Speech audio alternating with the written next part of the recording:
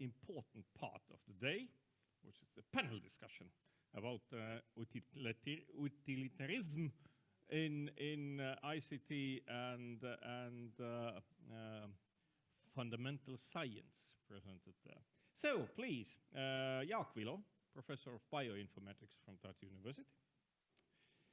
Dan Bogdanov, Research Director of Cybernetica. Maarja Kruusmaa, Professor and Head of Center for Biorobotics, and Kaspar, who is the company man from Pactum AI. So, switch on your microphones. There are some switches there. Check. Good.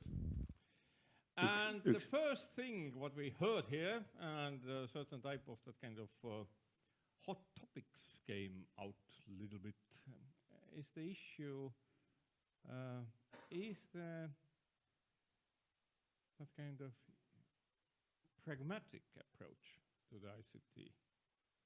Today in Estonia, in certain type of conflict with the, let's say, the fundamental research related to the ICT. Or how you at all can describe the fundamental research in the ICT field to be separated so much from the pragmatic aspect. So, complicated questions.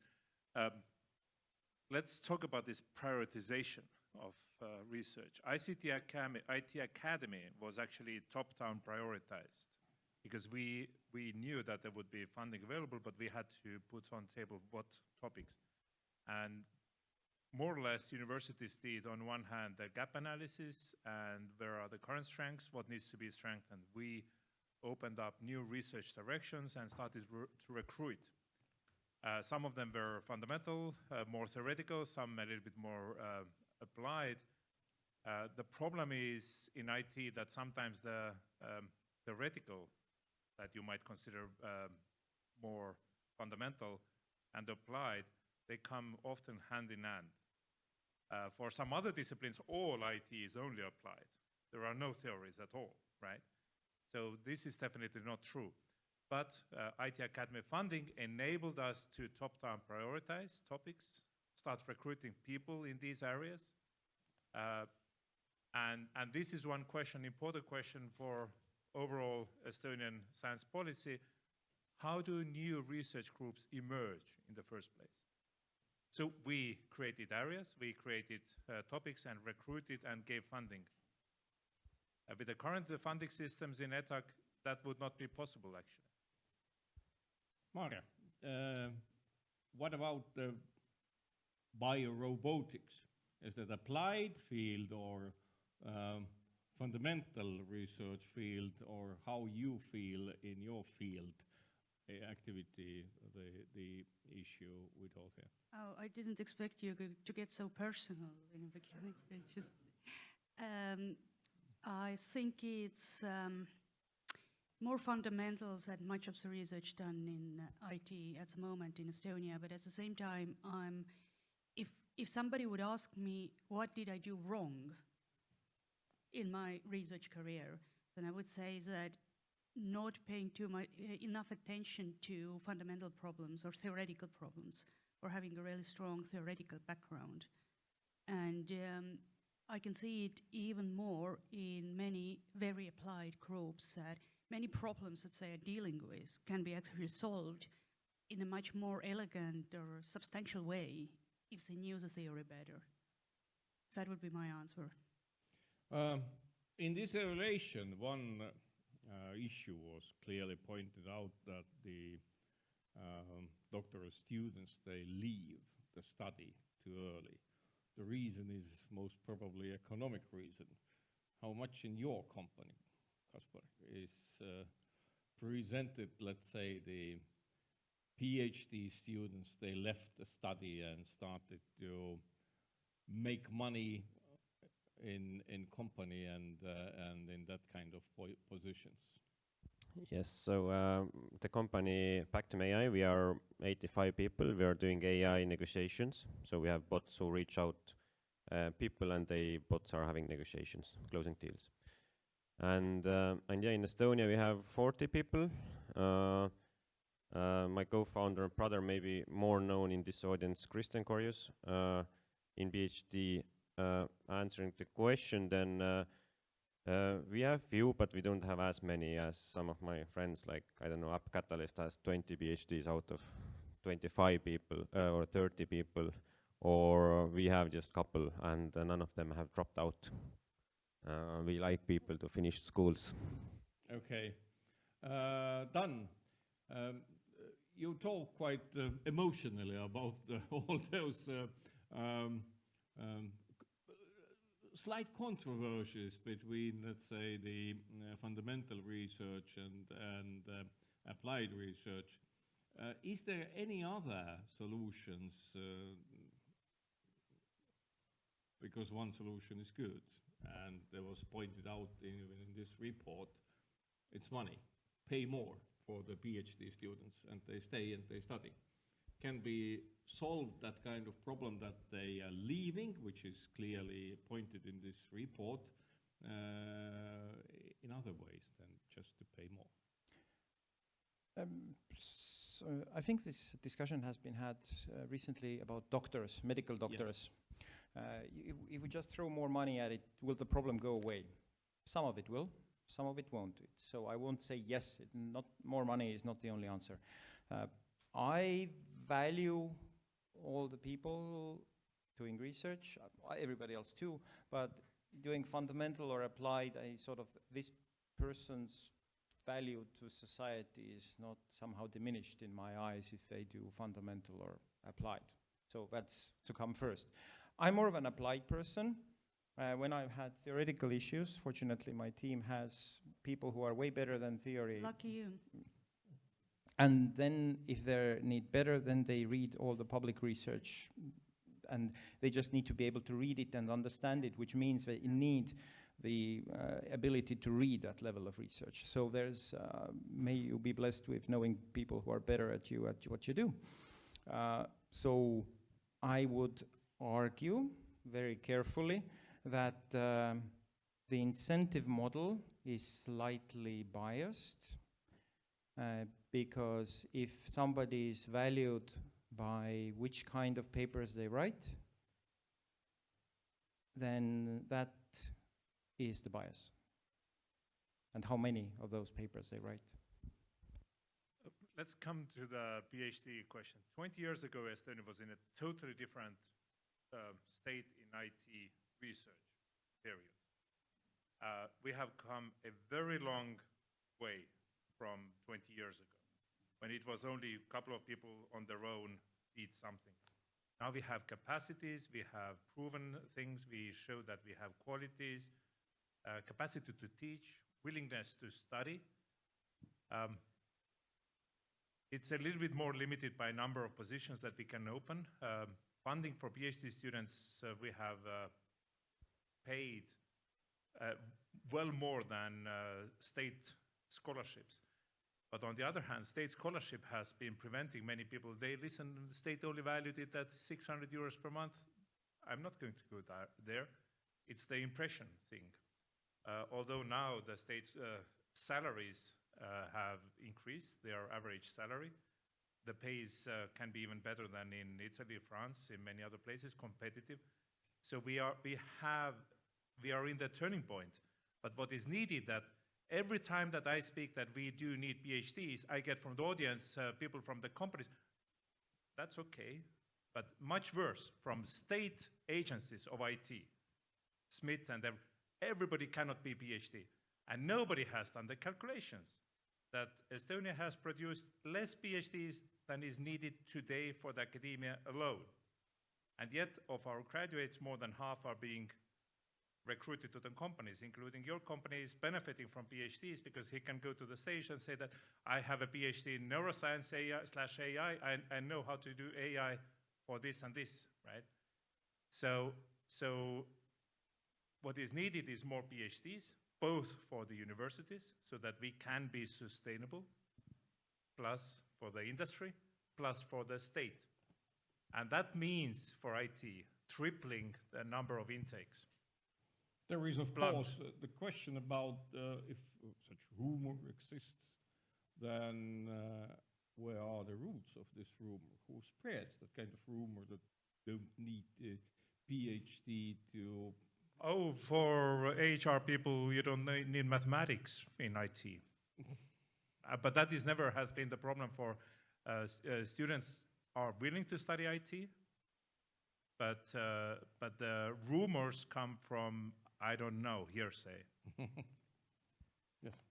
Well, let's be clear is that in order to grow a PhD, you need a supervisor. And in order to have a supervisor, she or he has to be a good scientist. I can't very well imagine a situation where you get a good PhD without a supervisor with good, well, there are some very motivated people, but normally how it works and always worked, and I think it's the best way in research that you learn how to do science next to a good scientist. And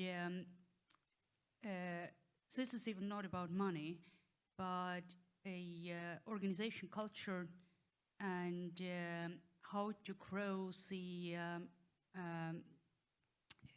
competence of researchers. TalTech has very much managed to decrease the dropout rate of PhD students, just putting quality criteria on supervisors.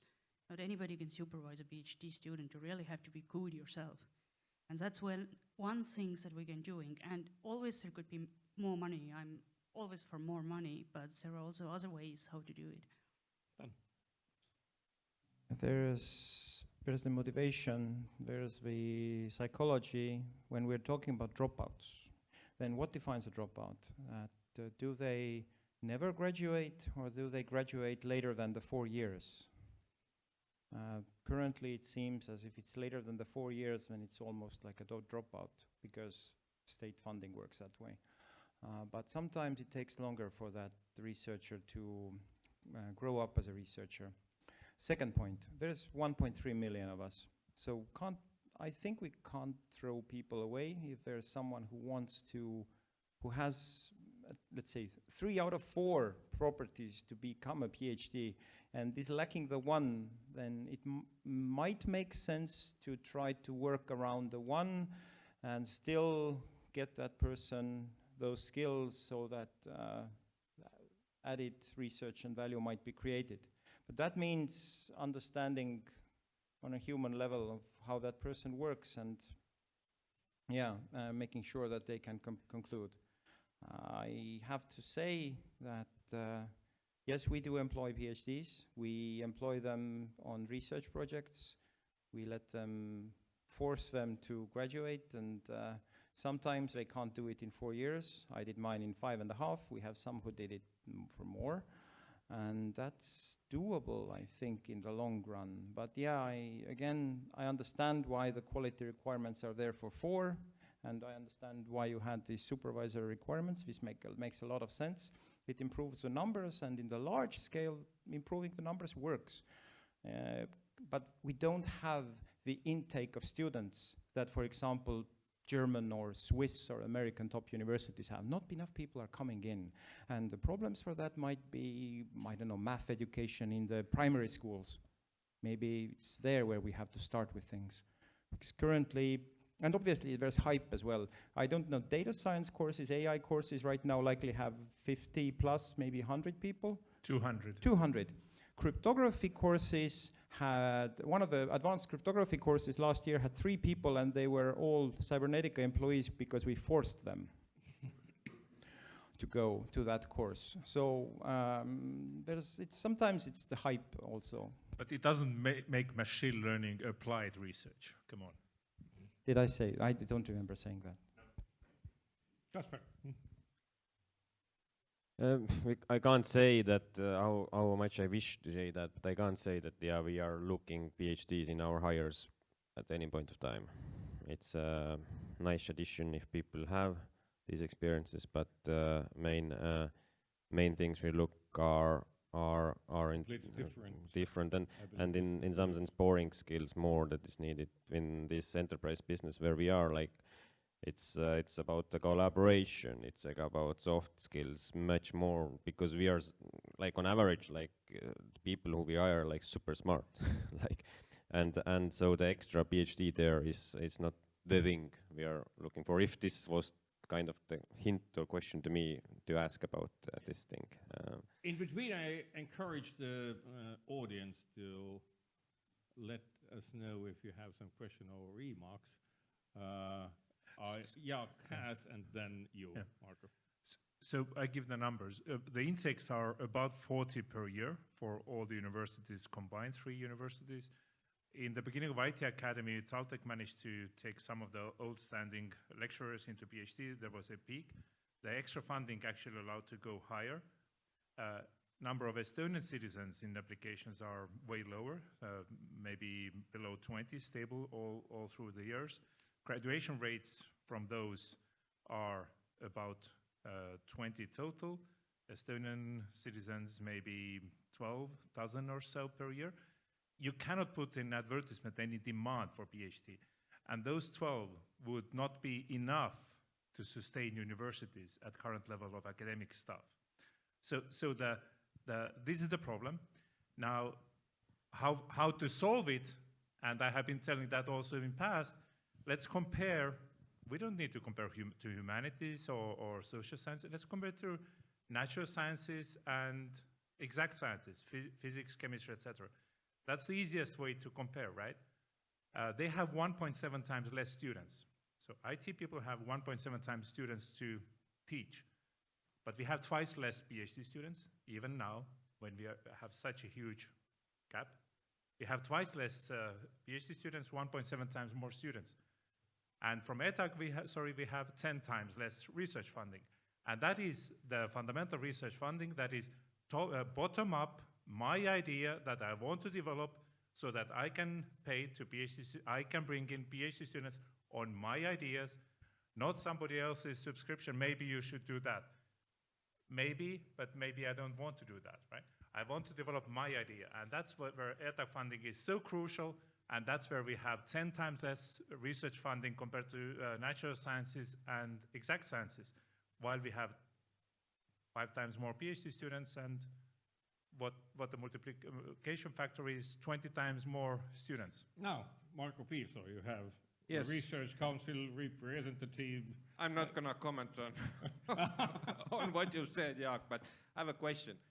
So there was a recent analysis paper from the Research and Development Council about the PhD education, and you're right, Jaak, but this was nothing ICT specific, that the money doesn't seem to be a problem for PhD students anymore because they are rather well paid. But 2 shortcomings came out of that. One is toxic environment in the universities, and I'm not going to ask about that. But the other one was that the PhD programs, in the view of the PhD students, seem to be very old-fashioned. And maybe, what is your opinion of, do we have to reconceptualize PhD education in order to attract more people and that the dropout levels were lower? I think there were so many opinions at the moment that these do not apply in our case. We have actually more willingness to come to study in the PhD program, and what we are lacking is the state-funded positions, the count of the positions. So behind the door, there are young people who would like to come, but we cannot accept all of them because the positions are in other disciplines. Done. Maarja, coming back to what Maarja said very correctly, the supervisor is super important. That's why they are the supervisor. They're super, and means that if they do their job well, then whatever the program, they create the environment, they make sure that the tasks make sense. If there is a course in the program that's considered old-fashioned or less useful or something like that, fair enough. Let's live past that. There will be a degree, a diploma in the end. The university wants something out of this, so you follow that program so that you get the diploma. And it's likely that the university has done their best efforts to make sure that the program is there. They have measured methods in place for improving that. That study would be very interesting to read, because sort of it doesn't, I wonder whose experiences that was based on. So, but again, a good supervisor will fix many of those things there. I was part of making such study because I'm a member of the council. I wasn't actively participating. There wasn't anything in the reports that surprised me really, because I've been responsible for PhD education myself for a very long time in Tallinn, and I know all the problems. And yes, the work environment is something that we have to pay attention to. It's not often money. What is the problem? The problem is angry old men. How old? Your age? Fortunately, I'm not working in Tallinn Technical University. All the self-made men from the 1990s early, when Yeah, there was no supervision whatsoever. No, yeah, I think what the problem is that, or where it all comes from is that Estonian research is extremely competitive, like research is competitive in the whole world. But if you look at the budgets, for example, how do we get our research money? We are much more towards competitive financing that most of the countries I know, most of the countries, actually I don't know any other countries that is so competitive. And what does it mean? That everybody competes against each other. And yeah, guess what kind of work environment does it? Is it the same thing what Jürgo said, that actually everyone has a sauna and no cooperation? No, it's not the same thing. You know, if you want to work in peace and quiet, that's one thing. But if you're sort of aggressive against others, it's armored sauna. Yeah, it's kind of, with, you know, you go with machine gun. Yeah, you're not going to attack another man who has a sauna, right? Yeah. Right. Okay. Done. Yeah, sort of angry old man joke. Then Yes. That's one of the points. I know that there was a time when nobody took care of the self-made people from the 90s. They had to build a lot of things from nothing. Full respect, total respect. Question is this the scalable way? Maybe we can do better now. And I don't mean to bring in the same scandals that we've had about figure skating in the recent weeks, but might be there's an analogy to be learned from this. Yeah, and maybe because I'm also one day old and white man, then maybe if there would be women, it's the same. Don't know, but I think the parallel here is that in enterprises, it's the same reason, right? Why people leave. There is only one reason. You have a bad manager. Like usually it's not about money, it's not about what you do, it's not what you go. You don't like the manager, and by far this is the reason. And so it can be pretty clear that it's the same applies to universities or schools. So I like this topic. I really don't buy it because Of course. Old grumpy old man hanging out with students. I do not see that sentiment that you are trying to say that this is the reason why we do not have PhD students. That is not correct, at least not in our institute. That happens to be the largest institute in Estonia, probably by a single discipline. I do not see that. I do not sign up. Yes, obviously there are occasionally one or the other case, but we as institutions, we have always handled those people who come and go and sometimes die. Then you have to deal with these issues. But that is not a big problem. Let's not go away from here with the sentiment that old grumpy old men are the reason why we do not have PhDs in the IT. Come on, this is not the reason. I have a question regarding that kind of, let's say, angriness talked about and non-cooperative behavior. If you imagine that the people from the beginning of 90s, 30 years, roughly 500,000 dead, same amount born, went to school, and and we are proud about our school system everywhere. We are promoting it, saying that it's good, we are winning the PISA tests and whatever, but maybe the reason is in the school system where the cooperativeness is not provided for the people in the schools, and maybe the roots are more deeper. No, the cooperation is something that needs to be encouraged. And of course, when a PhD student reads the rules that he or she has to have the single-handed first author papers, there has to be something for him or her. And then the question is, how do I do collaborative research where I will not be the first or second author? So that needs to be encouraged, but this is exactly this research environment that we are fostering, that we also promote and encourage collaboration, not within the discipline, but we are extremely interdisciplinary, and that has been one core strength of Tartu University in IT. By the way, the 1990s self-made men, if you take Maarja, Gert over there, myself, every other person I am not a man. raise hands who were educated to their PhDs internationally abroad. So we were all from abroad. We were not educated in here. Gert, question. No, he raised hand to my question. He okay. was. Microphone, please. Where is... kus kohas? Oot, kelle käsi? Yes, please.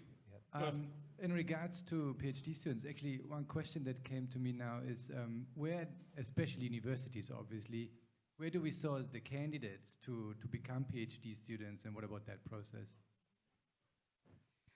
Where do we source, like where do we get the candidates from to get them into PhD? Let me say that this is one of the very necessary skills of the supervisor, how to hire good people. And you often see that these skills are varying. Some are very good at seeking out really good candidates. They are attracting best people because they are like people who are very valued. And there are people who just put up an advertisement and then they hope that somebody will come and apply, and people do apply. The world is really, really big. But often the quality of the applications that we're getting in is 9 out of 10 are actually not of the qualities that we're seeking. So actually the intake of PhD students, and also it's actually again also about quality standards. So we shouldn't take in PhDs who we see cannot actually finish their studies because either they don't have a theoretical background or, I don't know, language skills or something like that. So it's actually a really important point that you're making, and it's all about like how do you improve the intake of the candidates, and also like how do you put quality standards of the intake of the candidates. And it's also actually comes down how do you treat those same young people, right? Because if you're taking in people who actually are not equipped with enough knowledge and theoretical background to do a PhD, they get disappointed. They have very hard times there. So it's a better decision would be not to take in a person like that in the first place. Or if you did, then deal with it until the end. But we have best experiences when we hire our own master's students because then then they have been with the group for longer. And that brings the other question, how do we convince everybody who graduates from bachelor's to come to the master's? That is where we in IT also have the important decision-making step, where also in the past companies said that master's is not required because once you know Java, you don't need more. But now we are in the situation that we do need, and we are encouraging to come to masters, and then from there, still maybe 10-15% should continue to the PhD. Then we can handpick. Your body language tells that it's mostly it's a silent body language. Right silent now. body language. I'll say something later. Yeah, thanks. Gert Tervan from Taltech. So I have a feeling that we are a little bit like in a vicious circle. So I'm asking from the panels that what is your opinion that when we are going like maybe 10 years ago or 15 years ago, then kind of digitalization in other sectors became like a norm that, well, everyone was doing it a little bit. But now we have had, during last 1 or 2 years, kind of a major AI explosion happening, and it's obvious that all the sectors are going to require a lot of new skills and know-how in that domain. And we are discussing here that we are actually cannot even satisfy the hunger of the universities for the new graduates. How we are going to serve the other industries, how we are going to improve kind of Estonian industry situation in general. Startup Estonia is talking about 500 deep tech startups. From where we are getting those people? Any ideas? Yes, I think somebody needs to pay attention and start being responsible. If you go back some 5 years ago, I believe there were no research grants on machine learning or AI in Estonia at all. I don't know, Meelis, when did you get yours? So basically, that was the only one that was, right? So when this research is emerging and the research is needed, people are there. So somebody needs to pay attention that this is not, purely something very theoretical or whatever. IT needs more fundamental research funding that enables the growth from bottom up as well. And now we are like going in these circles for many years, don't know what to do, but we are not talking about increasing threefold PhD student position numbers. We are talking about maybe 5% here or there. That's, by the way, way less than what we are missing compared to natural and exact sciences. So that gap that we were missing, what I indicated, is way larger than any of the top-up measures that we are receiving. But everybody else says that, but you have funding from elsewhere. You have funding from elsewhere, don't come to our fundamental research pot at all. And somebody needs to take responsibility, and ETAG is refusing to do that for the last 5 more years. Yeah, I actually, since you mentioned this 500 deep tech companies, I actually wanted to draw attention to a completely different problem, and that's that there are gaps and misalliances in the whole Estonian RD and I policy, which is currently divided mostly between two ministries, Ministry of the Economic Affairs and Ministry of the Education and Research. And I just made a check some time ago when I heard this 500 deep tech companies and just called people like Jan or you or somebody else, like, has anybody from the Ministry of Economic Affairs come to you and ask like, hey, we have a program, we want to make 500 deep tech companies, how do we do it together? And everybody says no. And I still don't understand, actually, just can't get my head around how this deep gets into the tech if universities are not involved. I can share. Right. So Yeah. Pactum AI is chosen 2 years now in a row as the deep tech of the year in Estonia. So I don't know also what are the other 499 doing. But our part of the deep tech is like, I don't know, it's not that. Even for startup, you have like 1 or 2 really persons there out of 100 in our case who really need to understand deep tech side of the business. So it doesn't mean that out of 100 people we need now 20 deep tech engineers or scientists. No. The major problems for startups to stay alive is far elsewhere than also the statement that now Pactum would need fundamental scientists. No, we don't need at the moment fundamental scientists. It's not the problem for us to survive, and we are doing good.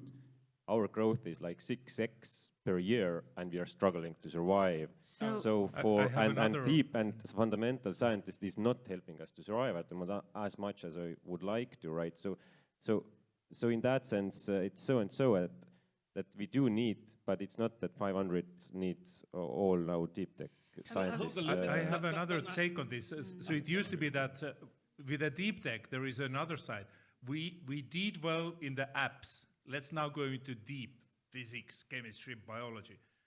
And then I ask, which company will ever be scalable without the support of IT component? And the answer is 0. None of them will be deep without IT. But the sentiment that, there used to be apps, now we go deep, as if we jump over this question. Now I understand the problem might be the very definition of deep tech, because what you told me, those companies are either not going to be deep or not going to be tech if they don't have anybody, even with a PhD degree, not speaking about a fundamental researcher. So, but also takes this the same scalability issue here. Like if you talk about 500 deep tech companies, suppose like everybody has, you're right, around deep tech you need like a lot of engineers and you need technicians and, you know, laboratory assistants, all that, and sales, marketing.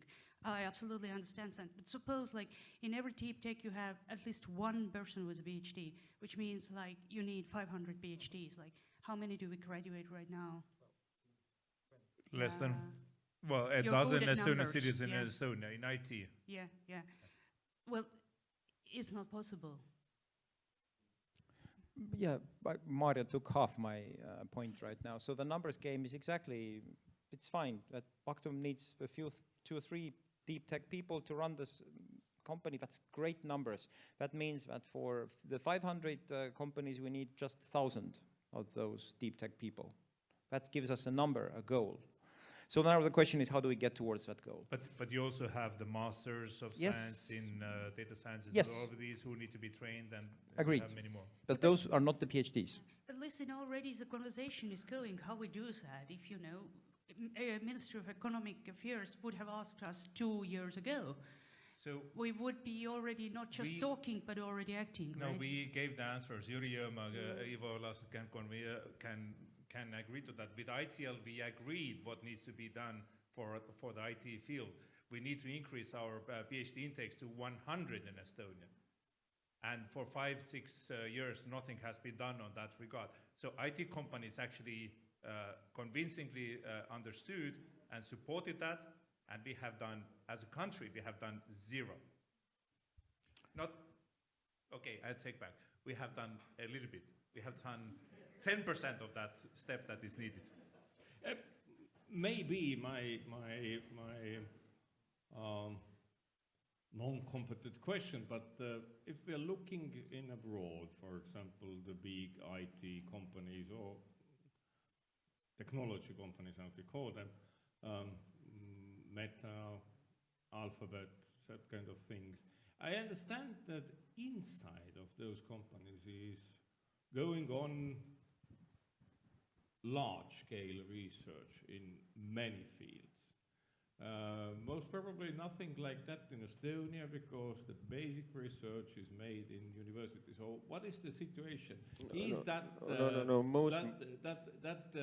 point that at least we feel that, maybe that's not true at all, but we feel that in the large companies there is made a lot of research, and is that kind of, let's say, the question of different velocities of development in different areas? Yeah. Who's first? We all want to answer. I'll keep it short. I think the size wouldn't matter here. I think like I have friends who have like 2 or 3 employees doing very core science inside of their startups, despite not being alphabet size. Starship is doing, App Catalyst is doing, Pactum AI is doing,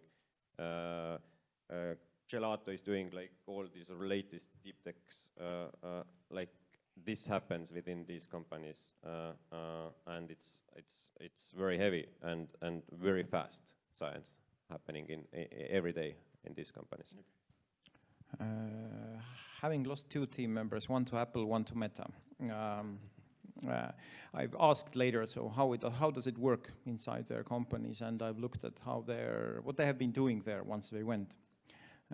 We're a R&D heavy organization, so these people were R&D heavy, R&D capable people. So they tended to end up in R&D near sub-organizations near the R&D capability. However, in this Apple case, for example, one of the products that he was making, there was a white paper which was clearly co-authored with a Stanford professor, or 2 or 3, meaning that there were a few people from Apple and a few people from Stanford. And that was the paper out there.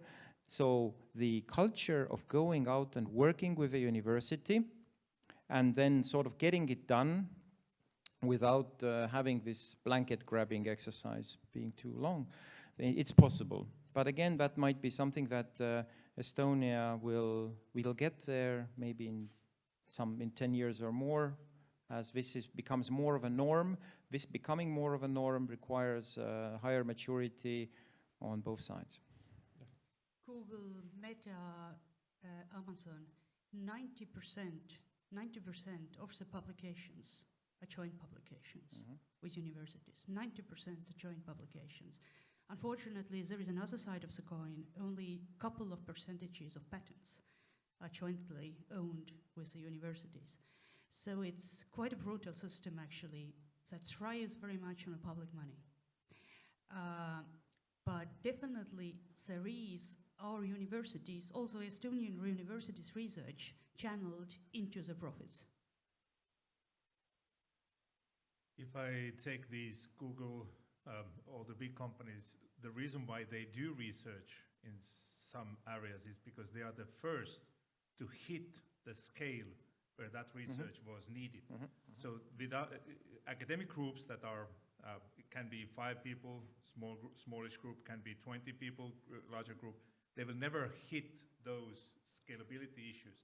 So that is one reason why they need to do that research. Then some of the AI, when you open AI, DeepMind, etc., there is pure finances question about the large language models. For example, if it takes to train 30 million just to compute time, the electricity for the compute time, no academic group has ever had that luxury, right? So some of the scale is there also for the research to support these kind of advantages. So, but fundamentally, the ideas emerge from the academia, get applied, larger scale. Our graduates are working in both in DeepMind and OpenAI, multiple of them with PhDs, without PhDs. So Estonian graduates are working at that level. And if you lose, we know people who have been to Apple, probably I know the other person who was at Apple. So we do have people trained at those levels. What Estonia does not still have is none of the big players has established local research centers. So we do not have local research centers of big international players because our number games are against our favor. Short story, 2006-07, Google went through the Baltic Sea towns, universities. They did the number games and asked how many people do you train in IT. Estonia was on the upright momentum already, Skype and everything. And then I had to say that 2006, yes, indeed, we graduated 6 people with a Master's of Science. 2006, we graduated in Tartu 6 people with a Master's. And you can, of course, understand that Google said, okay, we don't come to this region. And now we have maybe double that number in Estonia for PhDs. Jürgo. I'd like to follow up and then I'll let Jürgo. The point is that, again, and this is maybe just me, maybe that's the wrong way to think. I'm not sure I would want Google here. Of course you're not. Yeah, but do we want to sell Estonia to the foreigners? That is a question. Yeah, but the point there is, I need, given again what I said in my talk earlier, there is a certain digital sovereignty that we've decided to have, a certain technological government style, means that comes with a need to invest in that capability in research. And that was one of the justifications why I said we should have fundamental researchers. If there is a certain amount of people that should stay here, and that means that if we want to have a numbers game be high enough that Google comes here, then we need to have enough for Estonia as well. So pardon for the controversial take. Just a question, comment on that, sorry. So both Jaak and Dan have actually said the same thing, and maybe Maarja also, but I mean, Estonia is 1.3 million people. It is a tiny city in the US context, all of Estonia. And so we can never expect to play the numbers game because there are so few of us. And let's be honest, it is not realistic that we will attract top-level researchers from all over the world if we try to do everything. So this, what I was also trying to say earlier in my talk, is that we need to focus very clearly and focus our activities on a few areas, because we will never have the numbers. And this is down to the percentage of the population that is willing to do this tough work. There's, I don't know, some 0.00 something percentage of the population that is even willing to go through all of that. So just having more money and high hopes will not help us. But Jurgo, all our IT companies, they need to have the full stack. They need everything to be covered. We need to have those So positions. they need to hire the people from abroad. Simple. Yes, of course we do, and we have. We are over half is international staff, and we were the first ones to get publicly very heavy opinionating against us. Why do you bring in international staff? By the way, our international hires in the students and PhD students is first dropping in IT. Every other discipline keeps growing in international students. And for the last 3-4 years, intakes to masters from international students, intakes to PhD programs from international students is dropping in IT and engineering. The two fields where this has been dropping already for the last 3-4 years is IT and engineering. And that is the outcome of the negative sentiments in the society against foreigners, plus taking away all the free study places. We know exactly what are the reasons, and this is happening exactly for IT and engineering. Estonia versus Apple, Google is too unfair comparison, but Europe isn't. And I think the answer here is that we very much have to understand how we are part of Europe. And things are actually changing. I'm quite optimistic. Right now, when the new supercomputer was opened in Jülich, Europe has either 3 out of 5 or 2 out of 5 most powerful computers in the world. We do have compute. We're getting more and more compute. We are arranging our data lakes, high-quality databases. And we're getting benchmarking systems in place so that we don't have to compare ourselves to opaque algorithms from Apple and Google. But I think it's also something that the fragmentation goes beyond just being fragmented inside of Estonia. Against fragmentation, we have to team up and around those big clusters in order to get the scales working. Marko, Piirso, Research Council. Yes. Please. I have a question mainly to the industry part. That now we have these priority areas in the ICT. We had them and probably we have them, still have them. And as Jaak mentioned, these are decided top down, and I don't know how the decision was made, but hopefully it was a right decision. How does the industry actually feel about that? Do we need to prioritize the research? Because the university, basically it has to cover all the discipline, right? For teaching purposes and so on. But how does startups feel about it? I support that view, but it's very personal, of course, and I agree on the focus areas. Like we can't stretch too thin, and I understand that we can't tell exactly also where to do fundamental science, but sustainability helps. You know, if you know that after 5 years you still are investing as a country to that field, and that gives you this safeguard, and gives safeguards to the investors and everyone. So I like that, and whether these bets are correct or not, you know, you never know. But I don't know. To start doing fundamentally very new thing where you don't have no government or private sector support or background, I wouldn't trust to build a new company in that domain anyway, because it will be shut down in 4 years' time. I agree with the R&D focus areas as they are right now. I think they are a good thing. And yes, there is going to be an opportunity for other areas to do fundamental research as well in order to remain sustainable. But what's the how did Ülo say? You always, Ülo Jaakso, you have to put forces where there's a breakthrough. I can comment a little bit on the let's focus on something defined focus area and start working on there. Nobody invited me to teach bioinformatics to all the computer science students, right? Nobody is expecting Maarja to have the robots working as biological entities or whatever, bio-inspired, as long as they work, right? You could say that this is needed. But what this bioinformatics, which nobody wanted in Estonia, except some of the genetics vision, right?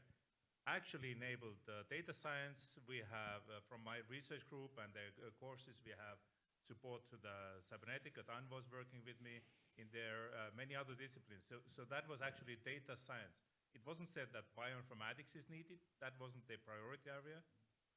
But all of this data science, machine learning, AI has emerged thanks to these kinds of initial changes in the university.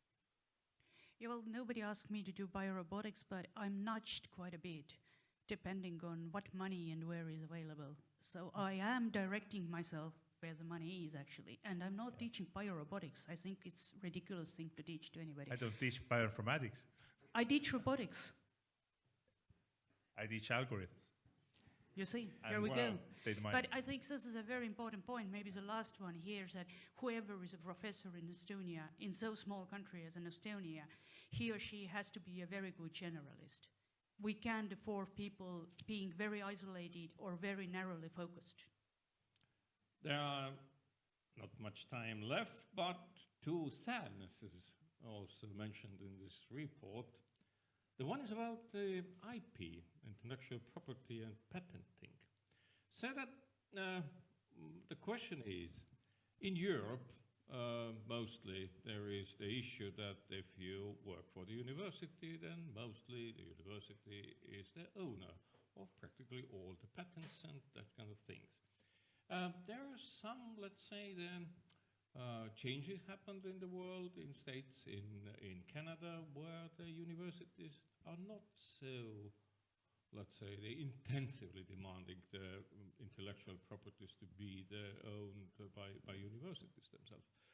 What do you think about? Is that better way if the researchers and professors and students even are free to patent using the public money, the ideas for themselves, because the university as such is there the investors, keeping in mind that there is no funding, no funds at all to be investor in the business enterprise. Yeah, but there are many misconceptions already in here. Actually, students own their scholarly output. Students own their bachelor's, master's students from the scholarships. They own their stuff, period.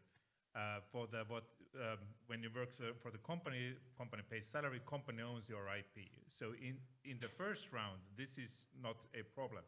Secondly, University of Tartu had in place actual rules which favor that the inventor, if this is successfully commercialized, gets 60% of the income. And this is higher than any other country. That was not the problem. If you were successful to sell or helped establish companies and sell, you would be extremely well paid also with the past rules. Now the rules change a little bit to the version of the inventor, but still you can say that I want to take it to the company and university keeps a percentage of the company. That is also, everything is in place actually. That is never the problem that university is holding back. If you are able to show that there is value, university would support you, not financially, because education money cannot pay for the establishing of the companies. University is not investor in the company, but IP, please, if you find the ways how to take it further, there are no obstacles against the common myth that university is preventing something. But why so? Maarja, what about Salzek? I don't think that the ownership is on our way in one way or another. If I'm just talking about my own personal experience, there's two things. I don't have people who I could devote going out there and starting a company, because my research group is kind of, on a margin of a critical size.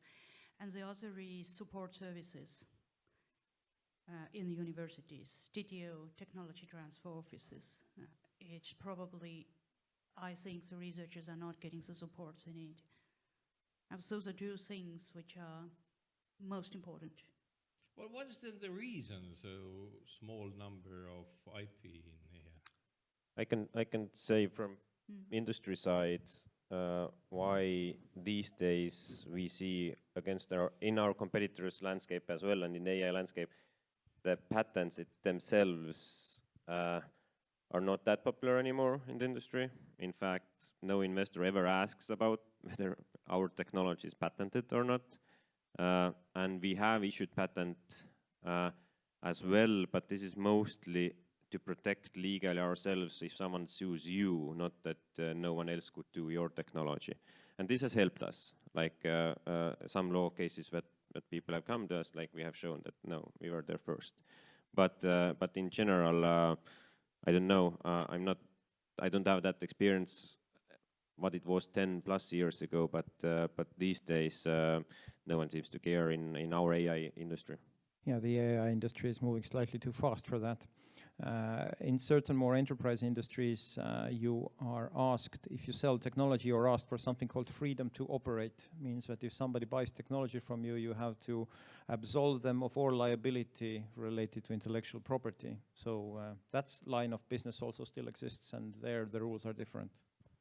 But there is another side of this, do more patenting kind of command for IT, because Estonia at the same time, the other office in Foreign Office, whoever, Estonia's position and the Estonian IT company's position was against IT patents. Estonia is actively against IT patenting in Europe. In Europe, you can't patent algorithms as such. Of course, there are roundabouts, sort of like, oh, we have this technology that implements this and that. But in principle, Estonia has been against IT patents. And having that official position, it's a little bit counterintuitive to demand IT patents from the universities, isn't it? Yeah, it seems. Now, the last issue, very important issue, but also noticed in this report, was about that we do have lack of Estonian native language professors to educate the master degree and bachelor degree students because of so much of English-based courses in the PhD level. Can it be solved somehow? Our only solution is just to try to train the newcomers here as much as possible to use good Estonian language. We hire people like international professors like Marlon Dumas or, I don't know, Dominic Unruh, because what they can do in their own whatever, and English is not their native language either, right? What they can do in science and education, the content, and not the language. If we start demanding it, deliver that in the bad Estonian that nobody would understand, we would not get any benefit from that. So I don't see any, and again, for Estonian students to study 2 years in Estonia, some of the courses in English only would benefit them. It's not, that is not ruining Estonian language. Estonian language is being ruined by our national broadcasting TV, coming in, people from the cultural backgrounds, literacy, whatever, and ruining the language by using English words in their everyday language.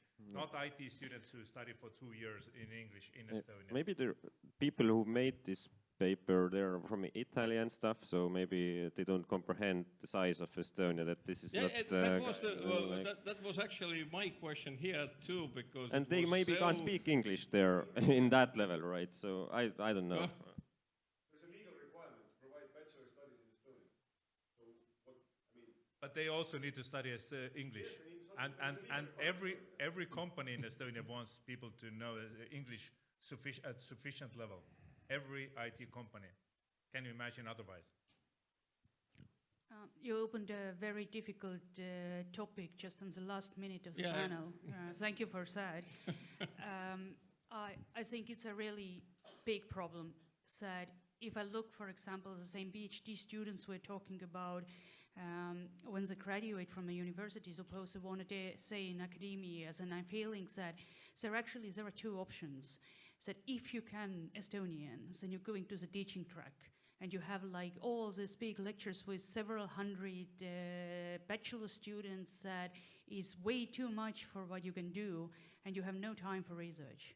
And then if you happen to be non-Estonian speaking, then you have your own luxury of doing biorobotics, bioinformatics, whatever you like, and invest into your own personal research career instead. And teaching obligations are very small because you could teach on a master level, but on a master level there are quite few students. And it's almost like it's predetermined from the time when you go to start your PhD students. Either you go on a teaching track or you go on a research track. So universities could do some better here, trying to involve better the international students. You don't have to give a lecture in your bad English, but you know, there are enough PhD students who could work as teaching assistants or, you know, check the homework, do stuff like that. Even this, you know, can be managed better in the universities, but I have to say that I don't know the silver bullet solutions for that. This is a difficult problem. Done. Estonian language, first of all, we need Estonian language for IT. We've had that thanks to there have been certain activists in the history of Estonia who have decided that it needs to be there. And still, something that we use our research money for is we translate international standards into Estonian and then create an open, publicly available dictionary of AI, cybersecurity, blockchain, whatever terms in Estonian. We'd like people to use them, not sure they always do. Second, Estonian language teachers and lecturers. Yes, it's part of that numbers game, how to get the locals to enroll. What I've seen when I've done supervising is also in some courses, very well motivated foreign students come in and they are willing to put in more hours than some of the Estonians I've had at the same course. Which might be they were too comfortable for that, but they still need to do the work. And third part, to have the numbers game. So the industrial PhD or the technology transition PhD, as they call it in Estonian, is something that's still being developed, and it's been heavily developed over the last few years. So Cybernetica as a company, we have had these agreements in place with Taltech, really hoping to have them in place with Tartu University next week. Well, thank you.